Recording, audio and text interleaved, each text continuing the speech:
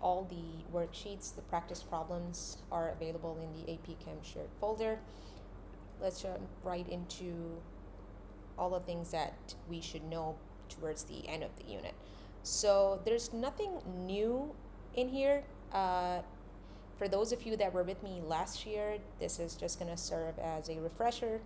For those of you that weren't with me last year, you're probably going to be spending a few more minutes on each slide. Okay, everything that we learn in this unit is going to be utilized throughout the course, okay? Significant figures, I am not going to get into this. You guys obviously know about it already. If you've forgotten, just go through these two slides. Also, the importance of significant figures is that sometimes in FRQs or even in MCQs, they ask you to choose the answer or write the answer in sig figs. And for that, you need to know these two things, okay? When we're calculating something, okay, we don't take care of the sig figs in each and every step. We only take care of sig figs in the very last calculation that we're doing, okay? So let's suppose you're converting or whatever. If there are like 3 steps involved or 2 steps involved, don't worry about the sig figs in the initial steps. Just look at, the least number of sig figs or whatever. Just go through them, because adding, subtracting, and multiplication, division, it's different rules for both of them. And the FRQ point is going to depend on you writing the answer in sig fig if the question says so. So it's not going to be in every question, but if it's there, then you would only get the point if you take care of writing the answers in sig figs. Okay. Moles and molar mass, I hope you guys remember the structure of an atom. So you have an atom, you have a nucleus, it has protons and neutrons in the nucleus, and it has electrons revolving around it. The mass of the atom depends on the protons and neutrons, because electrons, they have an extremely insignificant mass, so it doesn't add up to it. So scientists came up with relating the mass of atoms by comparing it to a carbon atom. Now, because carbon has a mass of 12, it has 6 protons and 6 neutrons. We just consider each of it as a single unit. This isn't important to know, but if you're curious, this is the reason. A carbon atom has a formula mass or a molar mass of 12, and every time we're expressing the mass of another element or another compound, we're basically in hindsight comparing it to a carbon 12 atom. They are the same things pretty much. The units are different. Just know that when we're calculating formula mass, we usually round up because it's units, and otherwise we don't when we're calculating the molar mass. Okay. In order to figure out the molar mass of elements, it's very simple. You just look at the periodic table, which is going to be available to you throughout the year. It should be on your desks, and it's also given to you on the AP exam. Sometimes, the numbers are switched up, but you shouldn't be memorizing this as like, oh, it's below the element or it's above the element.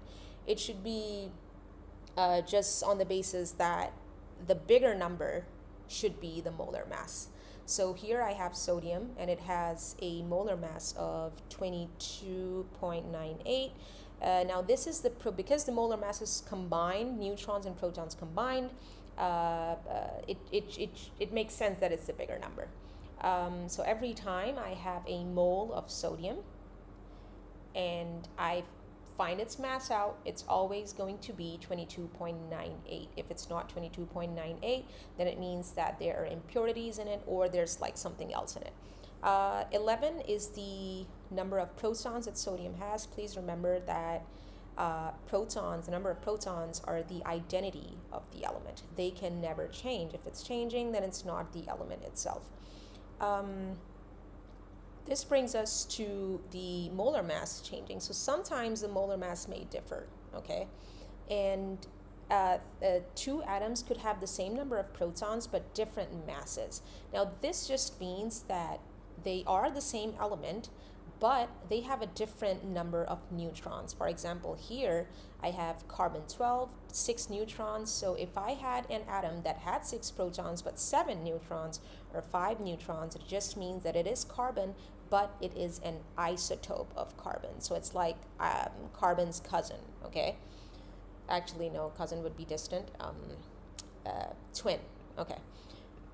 All right, so what you guys should be a pro at is converting from moles to mass or mass to moles. So you're going to be doing this in pretty much every unit. So you should be like a master at this. So you could be given grams, you could be given moles, you could be given atoms, and you would have to convert from one to another. So here I have a copper piece of copper, and it's 5 grams. Okay. Now here, let's suppose you're asked how many moles that is. Okay. So I'm simply going to look at the periodic table, and the periodic table is going to tell me that every time I have a mole of copper, their mass is always 63.55 grams. If this makes it any easier, you guys can just assume that mass is the same thing as weight. Okay, so for our ease, I'm just going to replace the word mass with weight. Okay, so every time I have a mole of copper, its weight is 63.55. Okay, so I converted the 5 grams to moles, and this is called dimensional analysis, in which we have to make sure that the units are canceling each other out. And they often ask you on the exam to really do this, okay, with the help of dimensional analysis. Now, the name sounds like it's some kind of rocket science. It's not. It's just that we're canceling the grams with grams. And then because in this question we are asked to change to atoms, okay, we further convert the moles to atoms, okay.